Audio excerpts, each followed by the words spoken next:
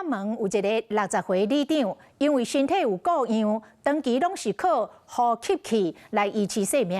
结果这届做风台停电，呼吸器停止着运转，家属赶紧甲送病院，但是袂赴路，亡生咯。讲这位里长真认真、真骨力，公所甲里民听到伊过往的消息，拢真唔甘。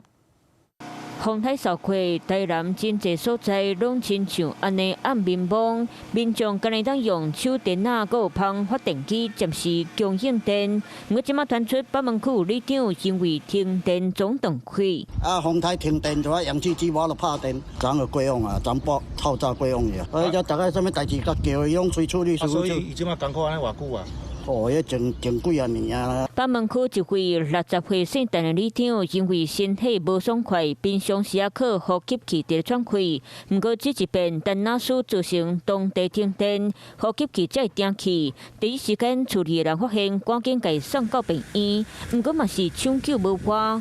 即马家属业贴对规件代志无想要加讲，因为当地嘛是也无电，只能当调发电机来供应临场用电。有慢性疾病啊，所以就是有卧床的情况，持续的控制当中，情况也都还蛮不错。我们也是在救灾期间，那里长这边刚好是他的儿子也很孝顺，在帮忙处理后事。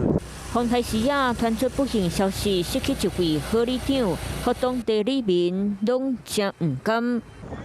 Hello， 我是雷亚，想要抢先先掌握最及时的新闻资讯吗？赶快订阅、按赞、开启小铃铛，锁定华视新闻 YouTube 频道。